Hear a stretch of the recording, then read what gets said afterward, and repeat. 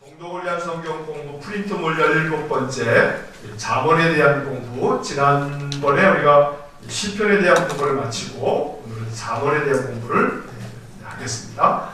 프린트몰을 보시면서 첫 번째 우리 1번부터 한번 같이 읽어보겠습니다. 제목 같이 읽겠습니다. 잠언은 지혜의 책이다. 이 한마디면 잠언은 끝난 거나 다름없어요. 잠언은 무슨 책이에요? 지혜의 책이다. 지혜의 책이다. 이게 시대마다 유행하는 이름이 있잖아요. 시대마다 이렇게 아이를 낳으면 아이의 이름을 짓는 것이 이게 유행하는 그런 어떤 이름들이 있는데, 한때 지혜라고 하는 이름이 아주 유행인 때가 있어서 한반에 뭐 지혜가 얼마나 많은지 그런 때들이 있었어요.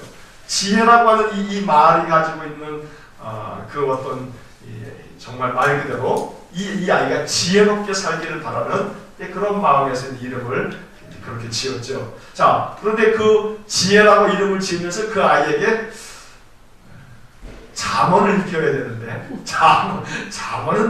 잠언이 뭐요? 이제 이러면서 아이의 이름을 지혜라고 한다면 그 부모는 정말로 지혜가 없는 사람이에요. 성경 66권 중에서 지혜의 책 그러면 뭐가 떠오르는 거예요? 잠언이 떠오르는 거예요. 잠언. 근데 이 지혜는 지식과는 다른 거죠. 우리가 알고 있는 그런 지식, 이런 어떤 세상의 그런 정보로서의 그런 지식이 아닌, 이건 말 그대로 삶에서 깨달아지고 우러나오는 그런 말 그대로 지혜. 다른 말을 할 것이 없어요. 자, 그런데 잠언이라고 하는 이 말 자체는 이 책을 잠언이라고 이렇게 부르는데, 그 잠언이라고 하는 말은 무슨 뜻이 있냐면 사전을 보면 교훈이 되고 경계가 되는 짧은 글. 그러니까 이 잠언이라고 하는 책은 짧은 글들이 계속 이어지는 거예요. 스토리가 있는 게 아니란 말이에요. 뒤에서도 얘기하겠습니다만, 어떤 그런 예를 들어서 아브라함의 이야기 그러면 아브라함이 이렇게 쫙 펼쳐지는 여러 이야기들이 있는데, 그렇게 되는 게 아니고 짧은 글들이 계속 이렇게 나열되어져 있는 그것이 이제 잠언입니다.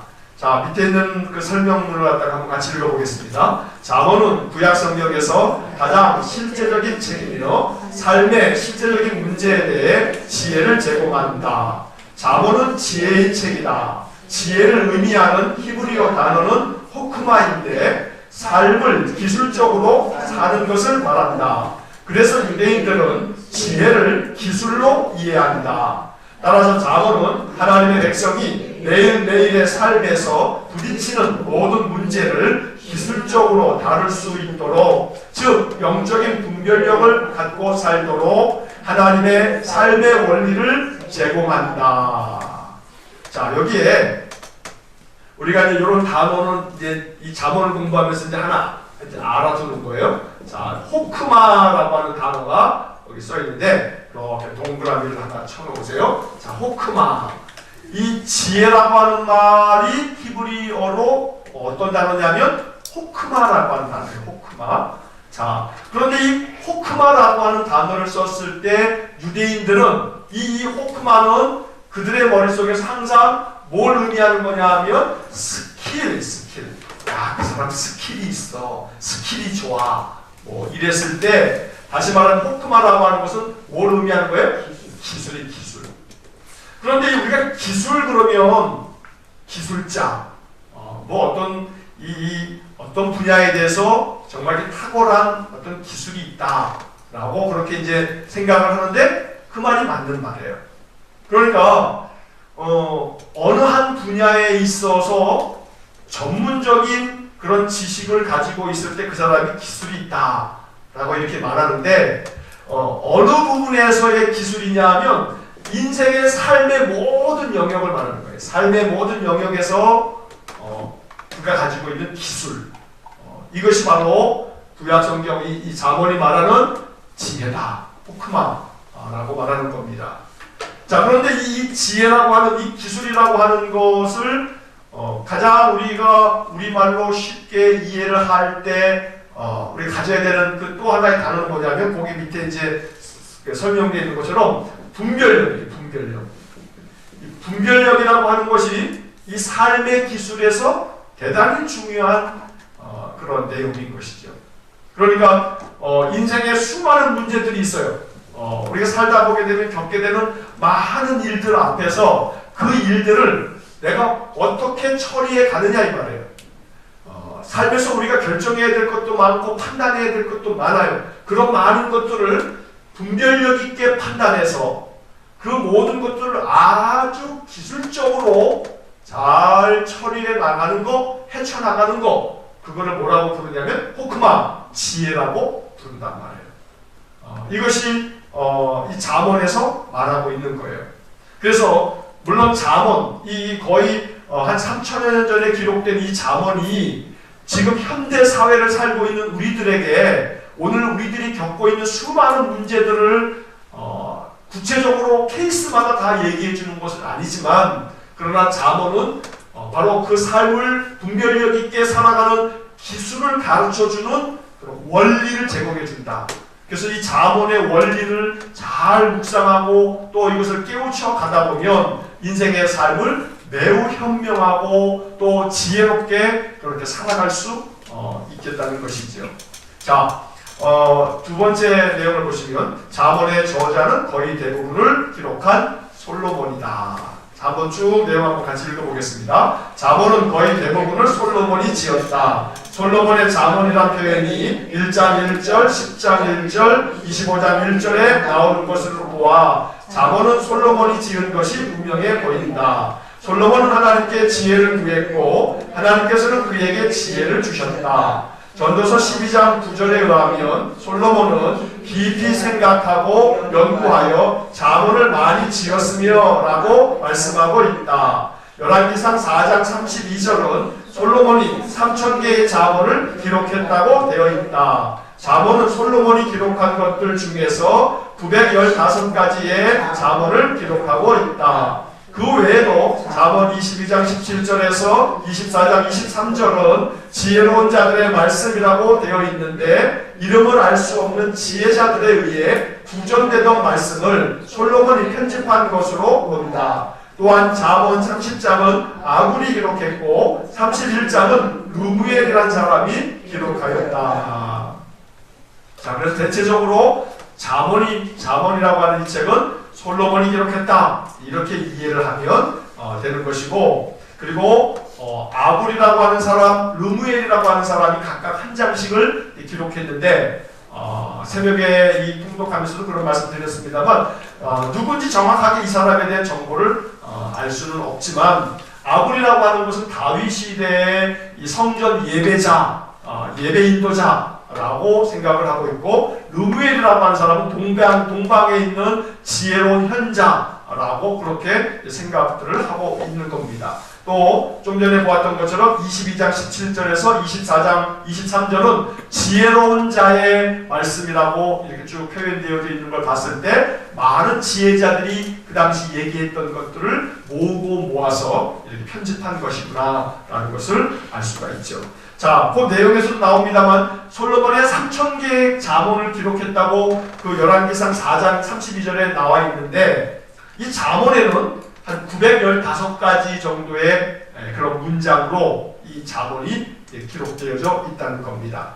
자, 3번에 보시게 되면 한번 같이 잠언의 기록 연대는 대부분 주전 931년 이전에 기록되었고 잠언 25장에서 29장은 히스기야의 통치 기간에 수집되었다 이렇게 되어 있는데, 자, 한번 그 설명되어져 있는 것을 같이 읽어보겠습니다. 솔로몬은 주전 971년에서 931년까지 통치했다. 그의 잠언은 그가 세상을 떠나기 이전, 즉 주전 931년 이전에 기록이 되었다고 본다. 한편 잠언 25장 1절을 보면 유다와 히스기야의 신하들이 편집한 것이라는 구절이 나온다. 그래서 잠언 25장에서 29장은 히스기야의 통치 기간에 수집된 것으로 본다. 따라서 잠언은 히스기야 통치 이후에 완성이 된 것으로 본다. 자, 그러면 히스기야 왕이 유다를 통치했을 때가 언제냐면 주전 715년에서 686년. 이때 히스기야가 통치를 했는데 바로 잠언 25장부터 29장이 히스기야의 신하들이 편집한 것이라는 그런 구절이 나오거든요. 그러니까는 최소한 이 잠언이 지금 우리가 가지고 있는 이런 형태의 잠언이 완성된 것은, 이렇게 편집이 다 끝난 것은 히스기야가 통치했던 그 이후에 이제 다 완성이 됐구나라는 것을 알 수가 있고, 솔로몬이 거의 잠언을 기록했기 때문에 이것이 기록된 것은 솔로몬이 931년, 주전 931년에 죽었기 때문에 그 이전에 이 솔로몬의 잠언이 기록됐구나라는 것을 알 수가 있는 겁니다. 그리고 적어도 2900여 년 전이 되는 거죠. 그리고 히스기야 시대로만 따지면 2700년, 600년 그 전에 바로 이 잠언이 기록된 겁니다. 그런데 우리가 잠언을 읽으면서 알 수 있듯이 2900년 전, 2600년 전의 이야기인데도 불구하고 우리가 지금 현재 읽어도 손색이 없을 만큼 오늘 우리 시대 사람들에게 하시는 말씀 같은 그런 말씀들이 잠언에 기록되어져 있단 말이죠. 그런 걸 보면 우리가 뭘 깨닫냐면 3000년 전, 2900년, 2600년 전 사람이나 지금 오늘날 사람이나 인간이 살아가는 삶의 모양은 그러나 다르지 않다 이 말이에요. 다르지 않아요. 여러분 생각해보면 3000년 전, 2500년 전 대단히 그 고대 세계로 들어가는 거예요.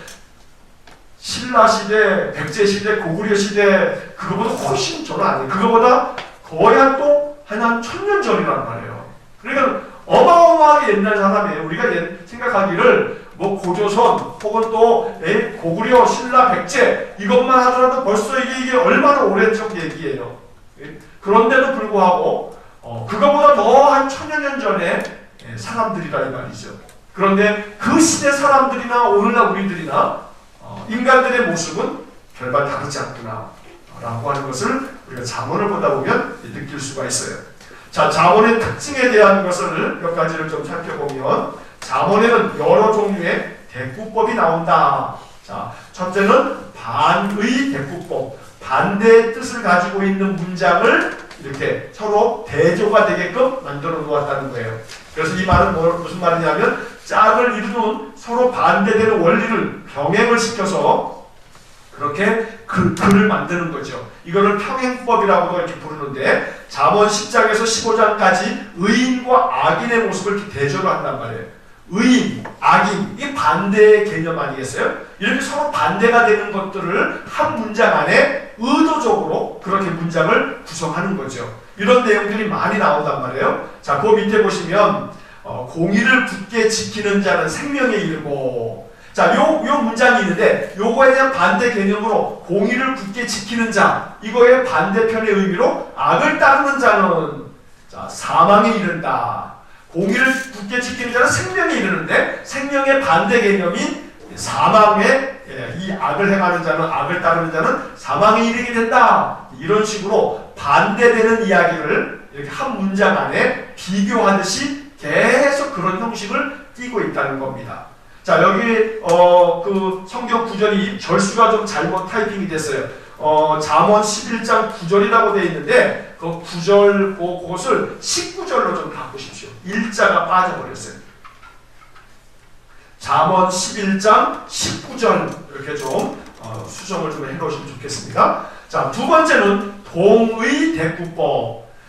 반의 대꾸법은 반대 개념을 이렇게 갖다 붙여놓은 거고, 동의 대꾸법은 같은 의미의 문장을 그거를 이렇게 같이 붙여놔가지고 비교를 함으로써 교훈을 하고 있는 겁니다. 짝을 이루는 서로 같거나 비슷한 원리를 병행시키는 그런 형식을 띈단 말이죠. 자, 예를 들어서 교만은 패망의 선봉이요 거만한 마음은 넘어짐의 앞잡이니라. 이걸 보면 교만이나 거만한 마음이나 이게 비슷비슷한 내용 아니겠습니까? 또 패망이라고 하는 말이나 넘어짐 이런 것도 비슷한 개념이란 말이죠. 이렇게 비슷한 개념을 이렇게 서로 두 가지를 같이 이렇게 비교함으로써 이 의미를 더욱더 강조하고 있는 그런 표현법을 동의 대꾸법 이렇게 부르는 겁니다. 자, 비교 대꾸법이라고 하는 것은 이게 직유법을 사용하는 대꾸법이다. 이 직유법, 뭐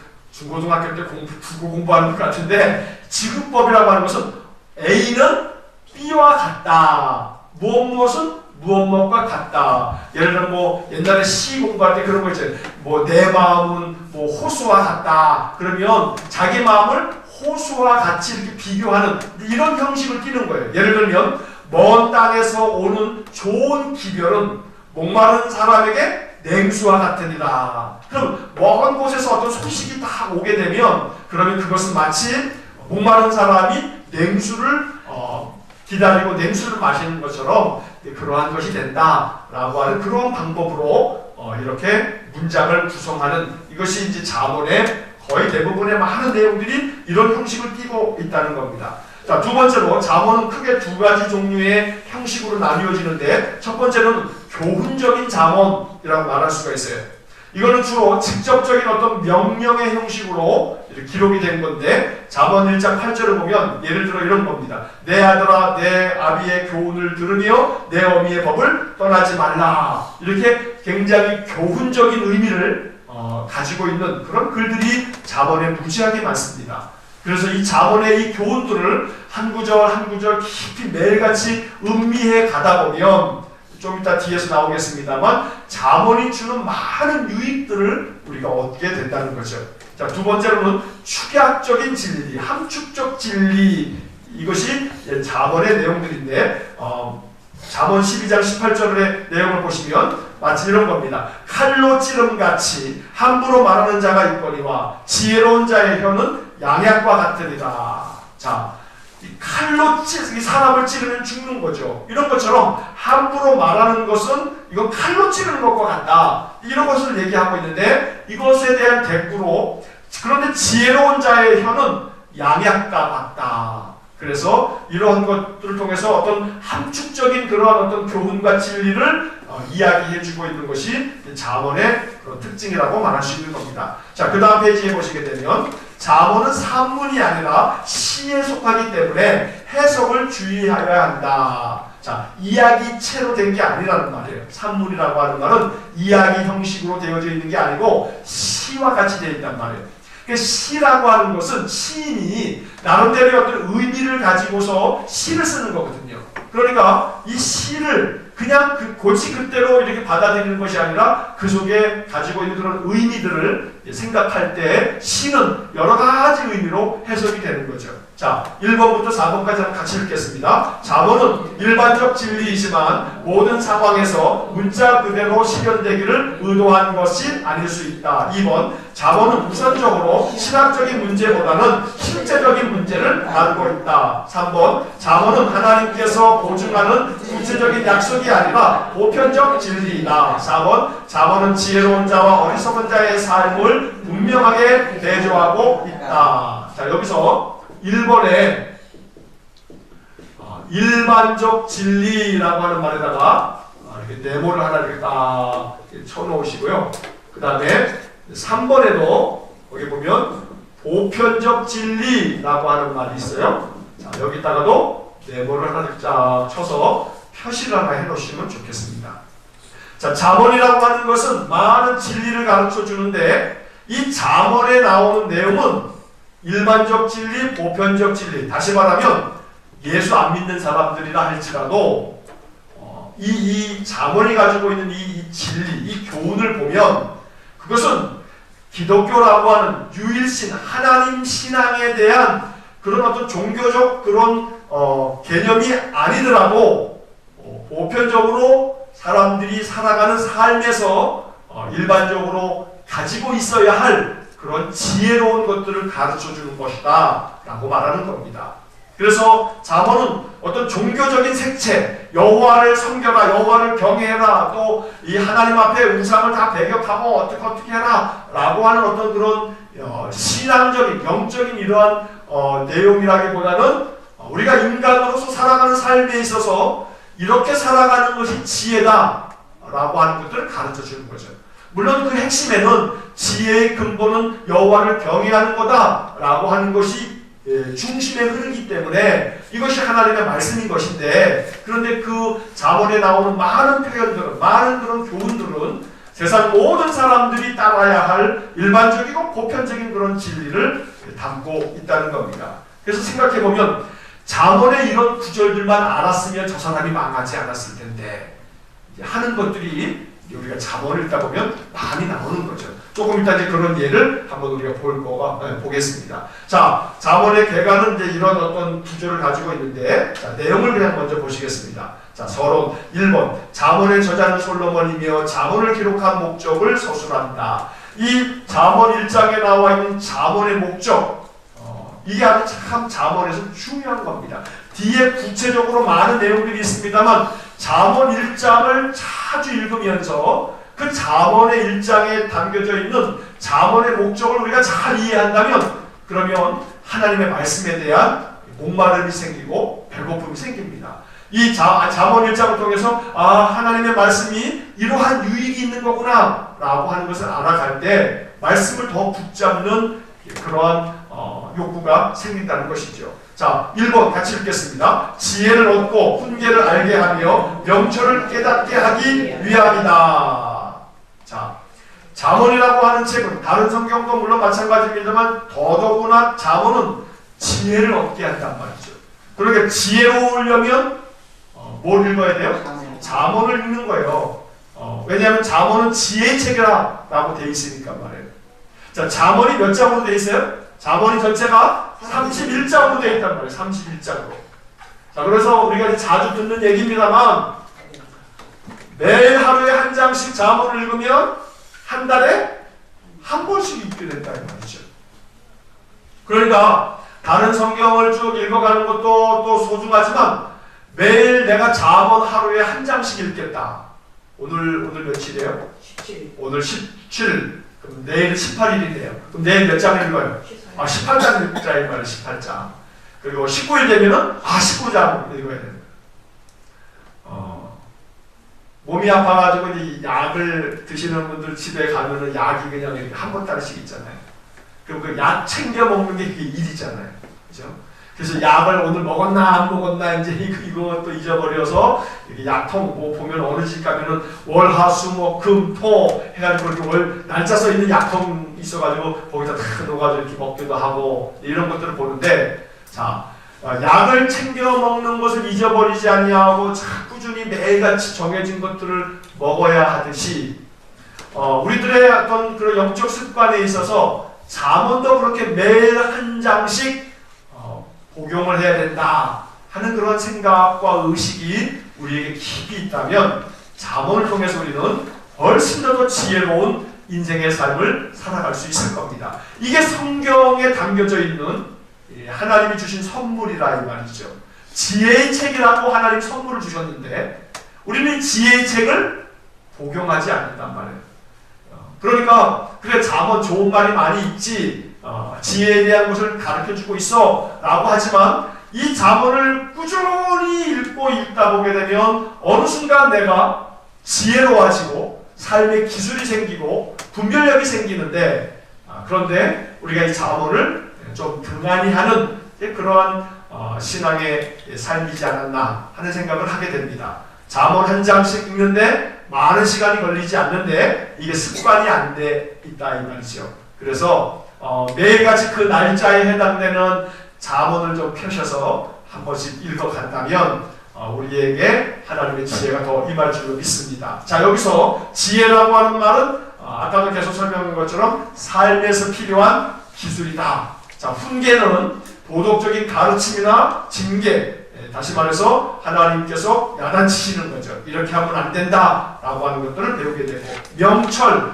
분별을 얘기하는 거예요. 분별력을 말하는 겁니다. 이런 것들을 깨닫게 만들어주는 것이 잠언이다. 자, 2번 같이 읽겠습니다. 지혜롭게, 공의롭게, 정의롭게, 정직하게 행할 일에 대하여 훈계를 받기 위함이다. 이게 잠언의 목적이에요.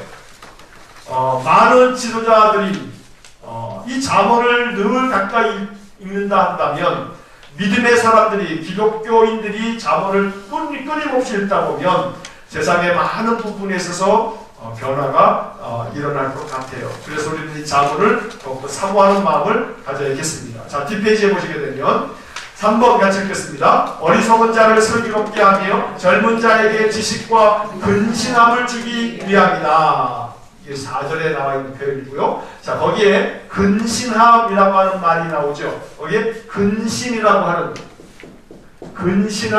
하는 말에다가 밑줄을 긋거나 이렇게 네모를 딱 쳐놓으시고, 세번역 성경의 번역을 보면 이 근신함을 준다라고 하는 이 말을 뭐라고 표현하고 있냐면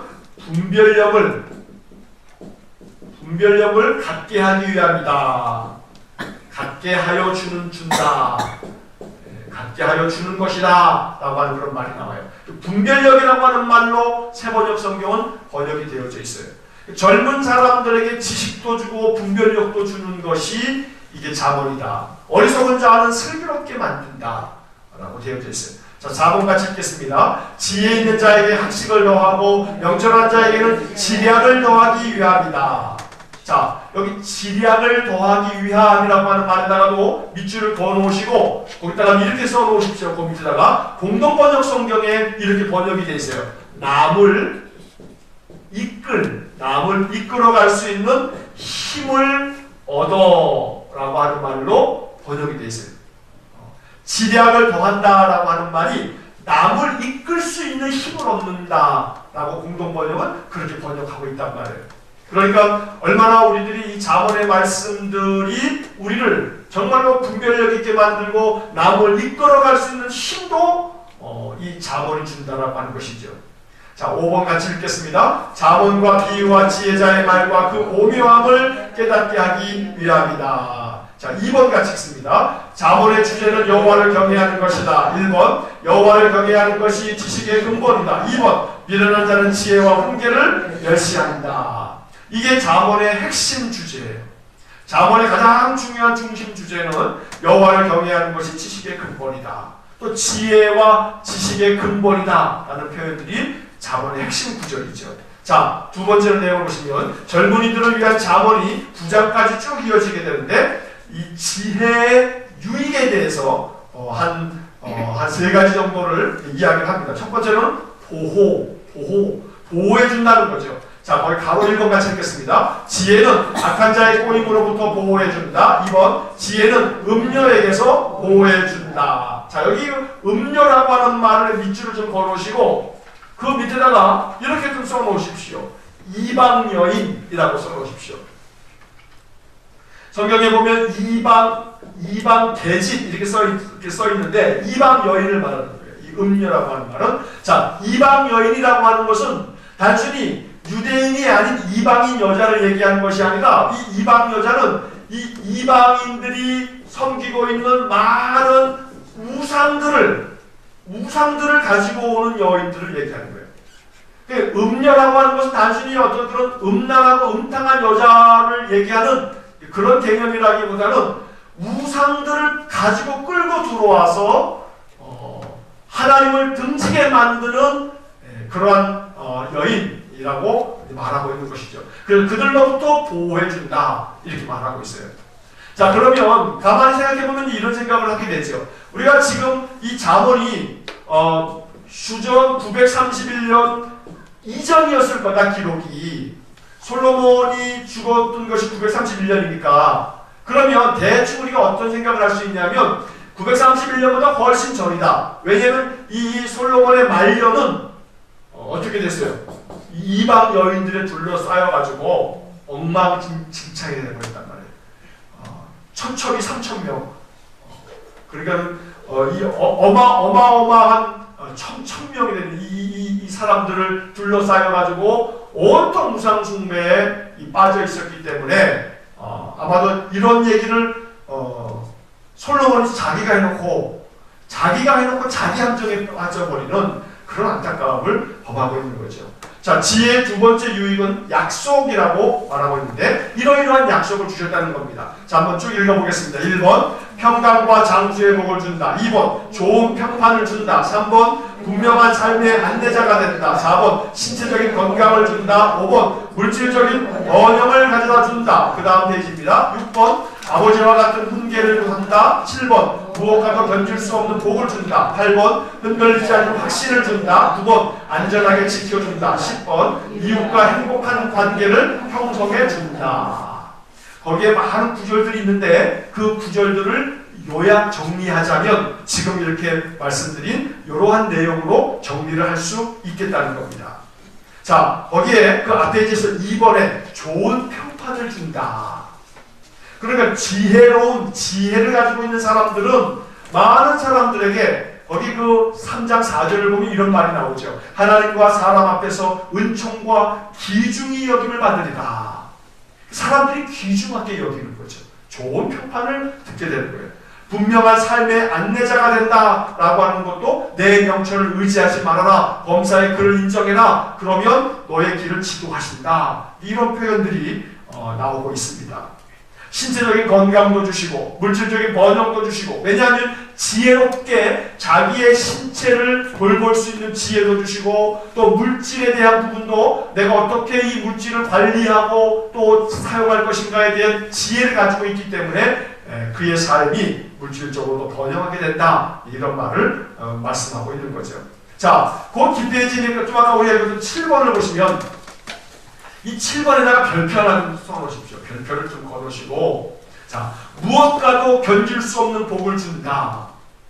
이 잠언 3장 14절하고 15절을 보면 이런 구절이 나옵니다. 지혜를 얻는 것이 은을 얻는 것보다 낫고 그 이익이 정금보다 나음이니라.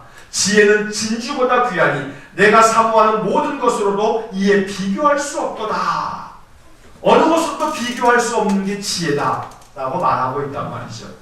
근데 이제 이 물질 만능 사회에 살아가고 있는 우리들에게 지혜는 뭔 지혜, 나한테 지혜보다는 금덩어리를 주시오 라고 생각할 수 있으나, 그런데 이 현명한 그런 지혜자는 그런 것보다, 은이나 금보다 지혜가 더 중요하다.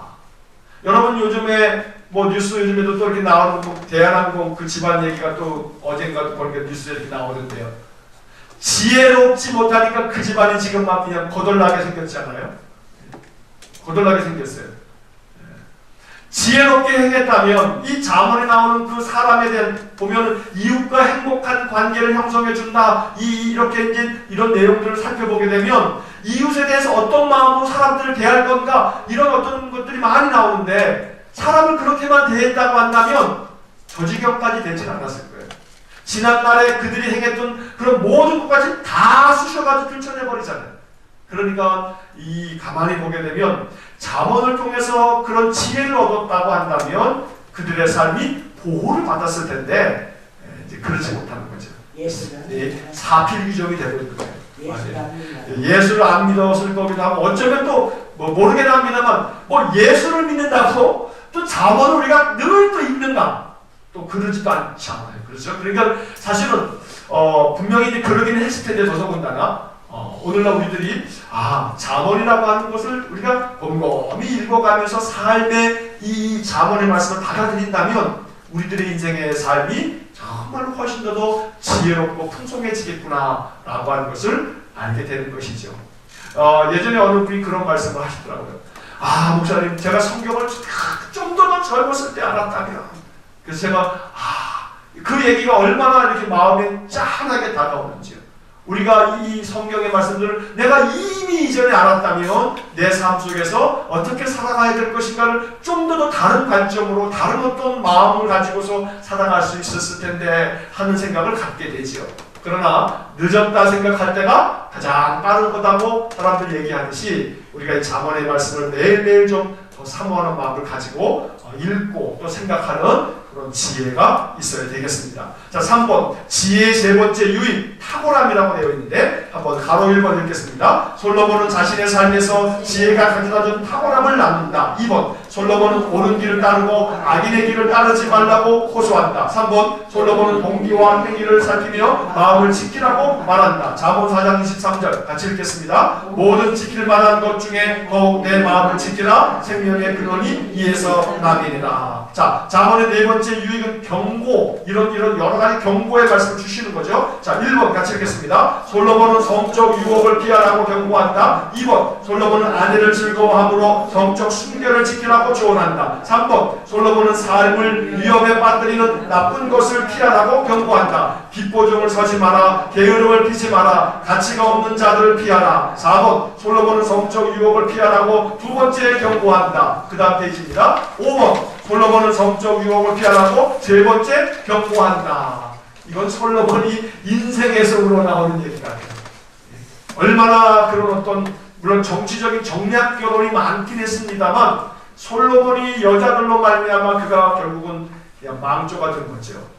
자, 그런데 가만히 살펴보게 되면 거기에 이제 그 앞에 이제 2번을 보시면 솔로몬은 아내를 즐거워함으로 성적 순결을 지키라고 조언한다 이러면서 거기 5장 18절에 보면 이런 말씀이 나옵니다. 내 세무로 복되게 하라. 내가 젊어서 취한 아내를 즐거워하라. 이런 말들이 나오는데 가만히 생각해보면 요즘에 올 들어서 뭐 미투 운동 그러면서 이 성적 순결을 지키지 않음으로 인해서 그동안의 평생의 뭐 명예를 비롯해서 뭐 권력으로부터 권력자도 그렇고 다 무너져 내리잖아요. 가장 안타까운 사람은 저는 아니죠. 아니죠. 그건 진짜 얼마나 참 그 사람 제가 참 안타깝고 참 연민이 느껴질 만큼 불쌍해요. 왜 저랬나? 창창하게 아마 그대로 잘 가가지고 갔으면 뭐 대권 주자로서 그 사람을 능가할 만한 사람이 없을 정도로 그랬던 사람이란 말이죠. 자, 그 잠언 5장에 보면 3절과 4절에 이런 표현도 있어요. 음녀의 입술은 꿀을 떨어뜨리며 그의 입은 기름보다 미끄러우나 나중은 습같이 쓰고 두 날 가진 칼같이 날카로우며. 자, 지금 보니까 또 뭐 최근에 어제 오늘도 보니까 뉴스에 뭐 그런 거 나오더라고요. 경기도지사 이재명이가 또 뭐 그거 뭐 신체에 뭐 점이 있네 없네 해가지고 병원 가서 또 그걸 뭐 검사를 받고 그 뭐 김부선인가 뭔가 또 그건 뭐 또 진흙탕이 지금 되고 있어요. 가만히 보게 되면 이 잠언이 5장도 그렇고 6장도 그렇고 7장도 그렇고 이 성적인 이 순결에 대한 경고를 많이 하고 있는 것들을 바라보게 되면 이것이 이 3000여 년 전의 사람들이나 지금 오늘날 사람들이나 다름이 없다 이 말이에요. 더더군다나 그 앞에 6장에서 나오는 것은 빚보증 사지 마라, 게으름 피지 마라, 가치가 없는 자들을 피하라. 이런 것들을 가만히 보게 되면 결국 우리들의 삶에서 필요한 많은 지혜들을 우리에게 말씀해 주고 있습니다. 자, 그 뒷페이지에 보시게 되면 지혜의 5번째 유익은 영광을 얻게 되는 겁니다. 1번 같이 읽겠습니다. 지혜는 보상하고 진실되며 풍성하며 명철과 지식과 근신을 생산한다. 2번 지혜는 태초전부터 존재했고 창조 때 절정을 이루었고 창조자의 기쁨이 되었다. 지혜를 통해서 하나님의 영광스러운 하나님이 되시고 또 믿음의 사람들 또한 지혜를 얻게 되면 그가 영화로운 존재로 영광을 받게 된다라는 이야기들을 주제로 하고 있는 겁니다. 자, 6번 지혜의 6번째 유익은 초청. 우리를 초청하는데 자 1번 2번 같이 읽겠습니다. 1번 지혜는 도움이 필요한 자들을 자신의 생명의 잔치에 초청하는 존경받는 여인과도 같다. 2번 어리석음은 어리숙한 자들을 자신의 사망의 잔치에 초청하는 음란한 여인과도 같다. 여기에 생명의 잔치, 사망의 잔치 이런 말이 나옵니다. 우리가 선택해야 될 것은 사망의 잔치가 아니라 생명의 잔치죠. 생명이 풍성해지고 행복해지는 이것을 선택해야 된다 이 말이죠. 그걸 선택하려면 잠언을 보라고 말하는 겁니다. 잠언을 통해서 지혜를 얻어서 생명의 잔치에 초청을 받으라 라고 하는 것이 잠언의 아주 중심된 내용입니다. 자, 솔로몬의 잠언이 10장부터 29장까지 펼쳐지게 되는데 지혜로운 자와 어리석은 자에 대한 많은 글들이 10장부터 15장까지 나오게 되고요. 자, 그 다음에 16장부터 22장까지는 경건한 삶을 격려해주기 위해서 여러 가지 지혜로운 말씀들이 나옵니다. 이거는 뭐 구절구절이 다 귀한 말씀이기 때문에 이거 뭐 어떻게 정리할 수가 없어요. 이거 다 읽는 수밖에 없어요. 자, 또 22장부터 24장에 보면 지혜로운 자의 여러 가지 많은 잠언들이 있는데 거기에 보면 30가지의 잠언, 내 지식의 마음을 둘지어다. 이거 한번 쫙 그냥 읽어보겠습니다. 약한 자를 탈취하지 마라. 노를 품는 자와 사귀지 마라. 빚보증을 서지 마라. 직에서 경계선의 돌을 옮기지 마라. 자기 일에 능숙해라. 음식을 탐하지 마라. 물질주의자가 되지 마라. 이기적인 사람과 함께 먹지 마라. 미련한 자와 대화하지 마라. 지게 속의 돈을 움직이지 마라. 아이를 훈계하는 것을 미루지 마라. 지혜로우라. 죄인의 형통을 부러워하지 말고 여호와를 경외하라. 지혜롭게 행하여 술을 즐기는 자와 탐식하는 자들과 어울리지 마라. 아비에게 청종하고 노모를 무시하지 마라. 지혜로우라. 나의 길을 따르고 음녀를 피하라. 술 취하지 마라. 악인의 형통을 부끄러워하지 마라. 지혜로우라. 지혜로운 자를 가까이 하라. 어리석지 마라. 죄를 계획하지 마라. 강하라. 희생당하는 자를 도우라. 영혼의 꿀과 같이 단 지혜를 얻으라. 의인의 집을 탈취하지 마라. 원수가 넘어질 때 즐거워하지 마라. 악인의 형통함을 부러워하지 마라. 여호와를 경외하고 반역자와 사귀지 마라. 자, 하나하나의 말씀들이 다 소중한 말씀이에요. 특별히 우리가 주목하고 싶은 것은 악인의 형통함을 부러워하지 마라. 이런 구절들이 여러 번 반복되어 나오지요. 악한 자들이 예수 안 믿고 하나님 섬기지 않는 사람들이 더 형통하고 더 건강하고 더 부유하게 사는 것 부러워할 게 아니라고 말씀하고 있습니다. 이게 지혜라고 가르쳐 주는 것이죠. 자, 6가지 자문을 보겠습니다. 같이 또 읽겠습니다. 재판할 때 차별을 보이지 마라. 정직하고 적당한 대답을 하라. 내 밭을 경작하라. 재판장에서 거짓 증언을 하지 마라. 기회입니다. 복수를 하지 마라. 게으르지 마라. 수많은 자문의 이 말씀들은 하나하나가 아주 소중한 너무나 귀한 지혜의 말씀입니다. 자, 히스기야 때 수집된 솔로몬의 자문들이 있는데 다른 사람들과의 관계를 규정하고 있는 자문들입니다. 왕과 관련된 자문이 나오고요. 이웃과 관련된 자문, 적과 관련된 자문, 자신과 관련된 자문, 어리석은 자와 관련된 것, 게으른 자와 관련된 그런 자문들, 말하기를 좋아하는 자와 관련된 자문들이 나오게 되고 대인관계에 대해서 친구와 관련해서 개인적인 관계에 관련해서 농업과 관련되어진 수많은 영역의 그런 자문들, 지혜로운 글들이 나오고 있는 겁니다. 자, 가만히 보게 되면 이런 공통점은 뭐냐면 대인관계, 사람을 어떻게 대할 건가 라고 하는 관계적인 그런 문제들을 다루고 있다는 겁니다. 그래서 자문의 말씀들을 많이 읽고 생각하다 보게 되면 사람들을 어떻게 대할 건가 라고 하는 그런 하늘의 지혜를 얻게 되는 겁니다. 자, 의인과 악인의 대조와 관련된 그런 자문이라고 되어 있는데 의인과 악인을 대조하면서 의인의 삶이 얼마나 소중한 것인가를 계속 말씀하고 있는 것이 28장과 29장입니다. 자, 30장, 31장 마지막에 아굴과 르무엘의 자문이 나오는데 아굴은 자신의 위를 바라본다 이렇게 표현했는데 1번 같이 읽겠습니다. 아굴은 하나님의 지혜와 능력에 대하여 자신의 우매함을 인정한다. 2번 아굴은 하나님의 말씀이 다 순전하다고 반응한다. 3번 아굴은 부와 빈곤에 있어서의 유혹을 피할 것과 헛된 것을 멀리해달라는 기도를 한다. 지난번에도 설교 중에 주일날하고 말씀드린 것처럼 부유하게도 마시고 가난하게도 말아주십시오. 이런 나에게서 거짓말을 멀리하게 해주시고 이런 말씀들이 잠언 30장에 나오죠. 그래서 이 아굴의 지혜 또한 우리에게 참 많은 교훈을 주고 있습니다.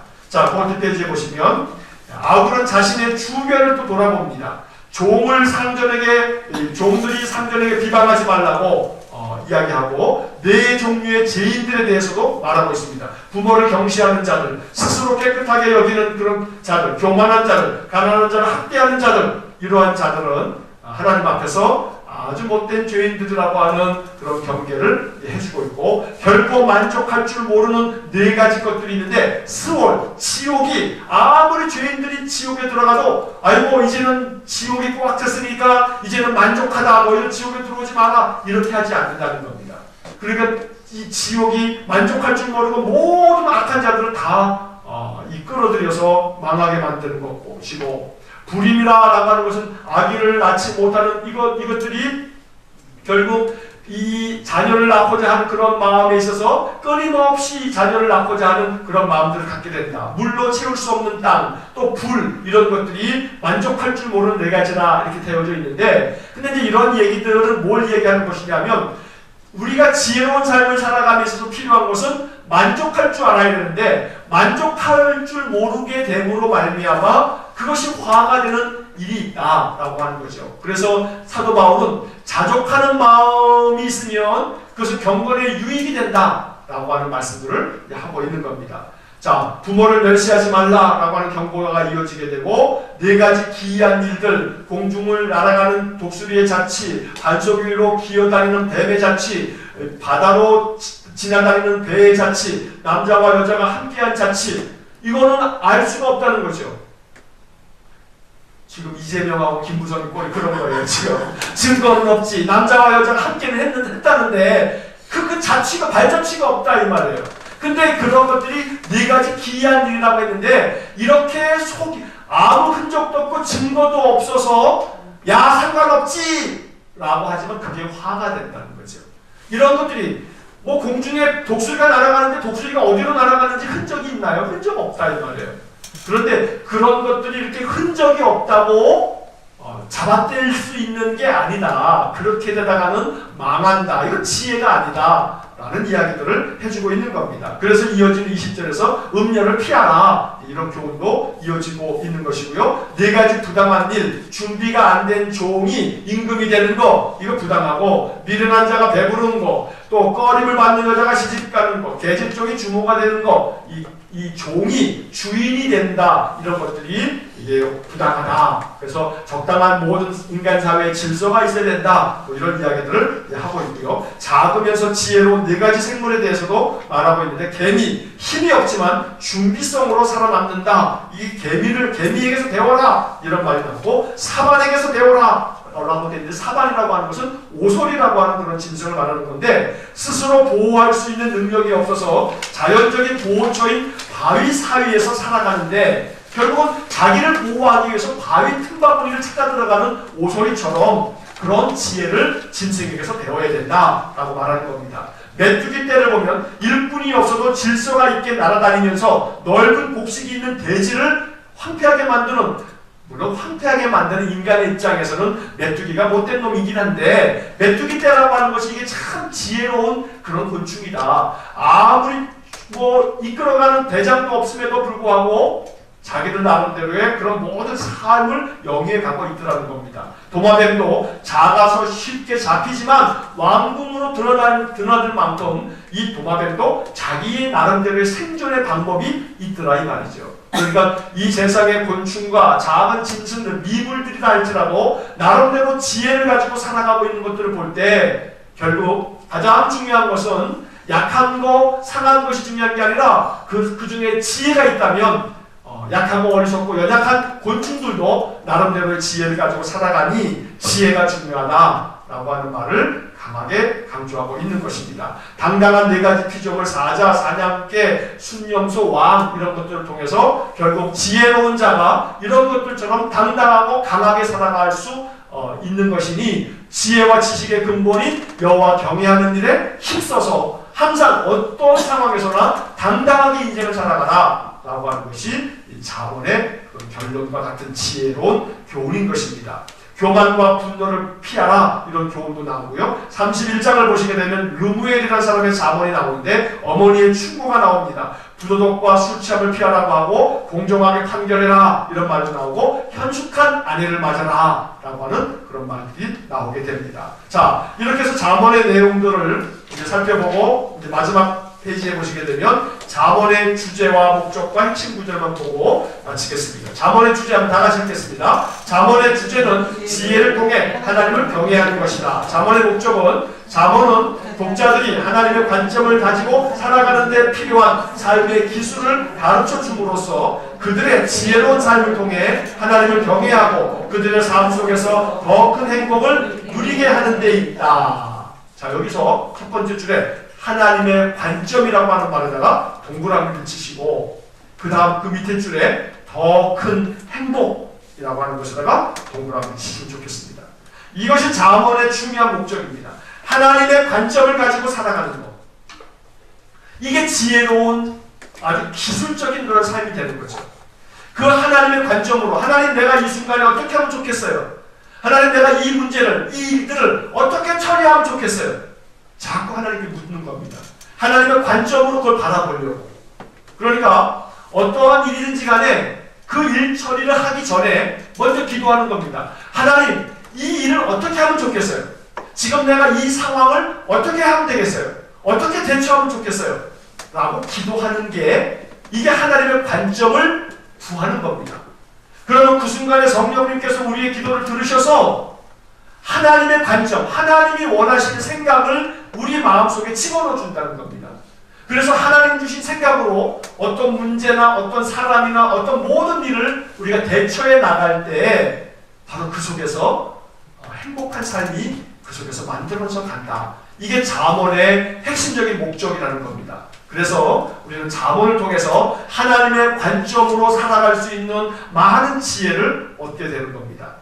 자, 마지막으로 잠언의 핵심 구절 두 구절을 같이 한번 읽겠습니다. 여호와를 경외하는 것이 지식의 근본이거늘 또 여호와를 경외하는 것이 지혜의 근본이며 이요 거룩하신 자를 아는 것이 명철이니라.